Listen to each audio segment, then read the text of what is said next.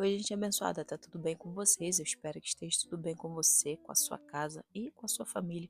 Se esse é o primeiro vídeo seu daqui do canal, seja muito bem-vindo. Meu nome é Aline Musi e esse aqui é o meu canal, um canal onde a gente não tem nicho definido, onde a gente fala sobre a vida, sobre as coisas e aonde Deus está em tudo isso. Seja muito bem-vindo ao meu canal. Hoje eu tô aqui de volta porque eu vou usar como inspiração esse filme que fez muito sucesso em primeiro lugar como desenho e depois como filme mesmo, longa-metragem nos cinemas. Você já tá vendo aí na foto, eu tô falando sim dos Smurfs.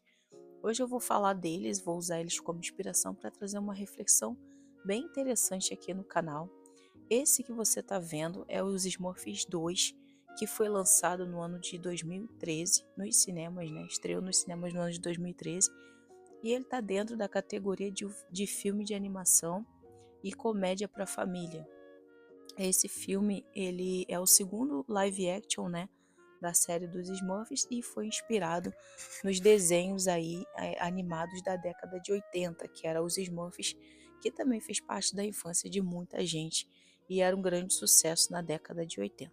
E toda a trama dos Smurfs 2 gira em torno do resgate da Smurfette, porque ela é sequestrada pelo Gargamel com o intuito ali de sempre de roubar a essência dos Smurfs, a fórmula do papai Smurf, e os Smurfs vêm lá da vila deles para o mundo real para tentar resgatar a Smurfette. Quando a gente vai analisar o filme, não vendo o filme assim de uma maneira despretensiosa, mas quando a gente assiste o filme de uma maneira assim crítica, né, analisando o filme, a gente vai ver que todo o enredo do filme ele aponta para o pertencimento, para a familiaridade, para o que é família, né? Tanto que conta ali a história da Smurfette, que ela não é natural da vila ali dos Smurfs, mas ela foi acolhida ali na vila e acabou começando a fazer parte ali da família Smurf por adoção, né? Ela foi adotada ali pelos Smurfs, mesmo sendo criada pelo Gargamel.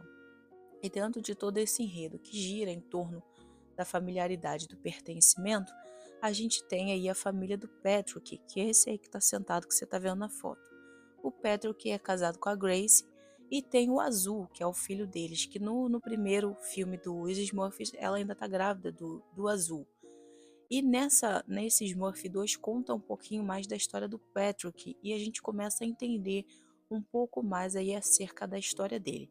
Ao longo do filme a gente vai ver aí também o Vitor, que é carinhosamente chamado pelo Azul de avô Vitão. Basicamente a família deles é eles aí, né? A Grace, o Patrick, o Azul e o Vitão.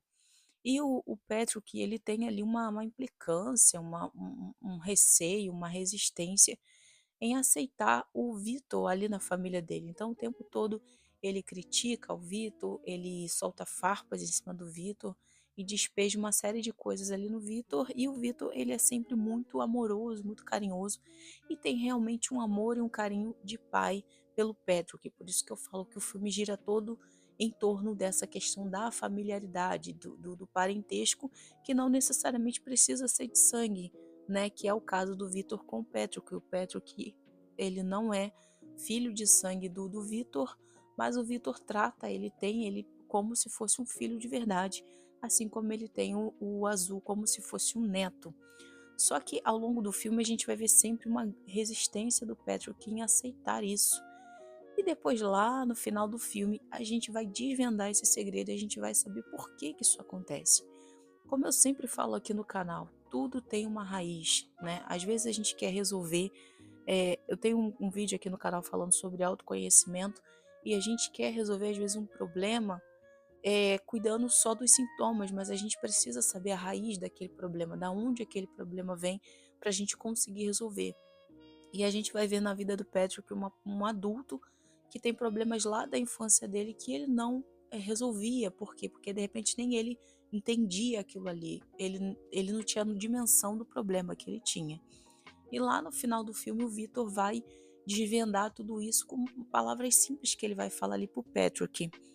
Na verdade, a história do Patrick acontece da seguinte forma: o Patrick morava ali, era filho único do relacionamento do pai dele com a mãe dele, que é a Janet, e o pai dele decide ir embora e acaba abandonando ele e a mãe.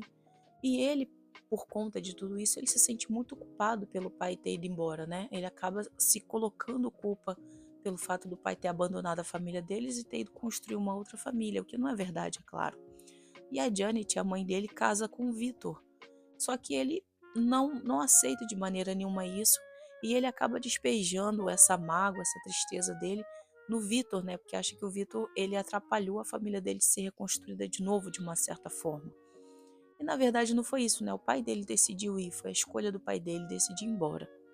E a mágoa dele também se resume a um pássaro que o pai dele tinha na época que morava com eles, e quando o pai deles vai embora, esse pássaro, a mãe precisa se desfazer desse pássaro, e a vida toda dele ele acreditou que aquele pássaro tinha ido embora por causa do Vitor, né?